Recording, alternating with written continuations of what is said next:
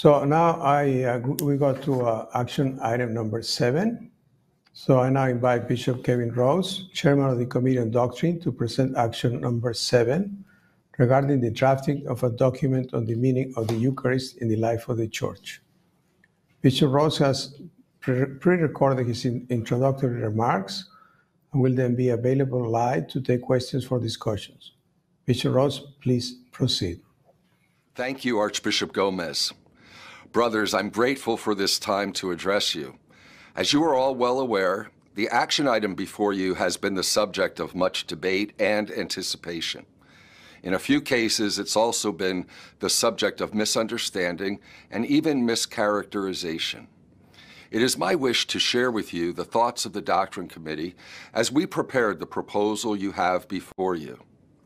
Last November, this conference passed its 2021-2024 strategic plan entitled Created Anew by the Body and Blood of Christ, Source of Our Healing and Hope. In the year preceding the adoption of the plan, the Doctrine Committee, like other committees, wholeheartedly endorsed the national focus on the Eucharist. As pastors, we have been concerned for some time about the downward national trend in weekly Mass attendance and a proven decline in belief in the real presence among our Catholic faithful. For the past year, our churches, with the Church throughout the world, was further affected by the pandemic.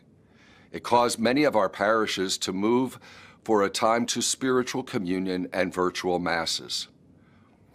The loss experienced by not being able to receive the Eucharist or to gather together in community has led many, clergy and the laity alike, to come to a deeper appreciation and awareness of the importance and centrality of the Eucharist in their lives as Catholics.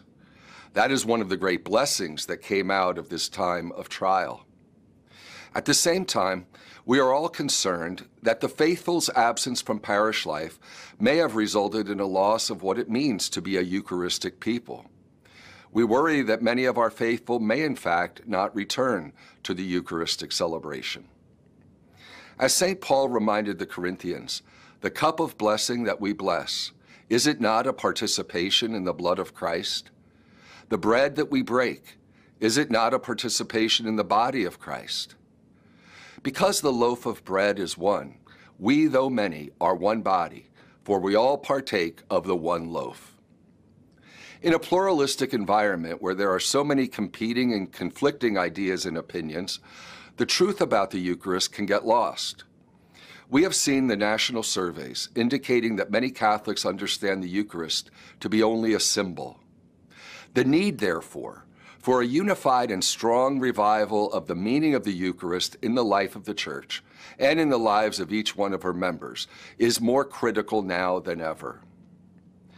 In his letter asking the Committee on Doctrine to consider proposing a national statement on the Eucharist, Archbishop Gomez hoped that such a statement would express the rich theological and pastoral doctrine on the Eucharist, so that it might provide the theological framework for our strategic plan.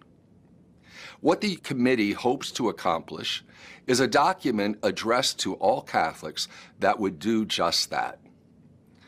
As you read in the outline, it will be centered around the three main themes of the Eucharist as a mystery to be believed, a mystery to be celebrated, and a mystery to be lived. The beauty and meaning of the Eucharist in the life of the Church is what unites us. It is what defines us. As such, the first section of the proposed document would address the fundamental truths we believe: the real presence, the Eucharist as sacrifice, and the communal and healing aspects of the sacrament. The second section would focus on the need to celebrate the sacrament with reverence and beauty, uniting us in praise. This would be followed by a third section that expresses how participation in the Eucharist compels us to conversion and sends us out to be missionary disciples. One subsection of this third part would address Eucharistic consistency. There was a consensus among the members of the Committee on Doctrine that one cannot discuss the centrality of the Eucharist as the source and summit of the Christian life without addressing those actions that inflict damage to the honor due the sacrament or cause scandal to the faithful. The committee did discuss the idea of formulating a national policy on the worthiness to receive Holy Communion, as set forth in Canons 915 and 916 of the Code of Canon Law, and Canons 711 and 712 of the Code of Canons of the Eastern Churches. That idea arose from the ad limina visits of U.S. bishops with the Congregation for the Doctrine of the Faith. It was never our thought to propose national norms for denying Catholics Holy Communion, but to present a clear understanding of why the Church has these laws, outlining the rich tradition and profound teaching that is the basis for those canons.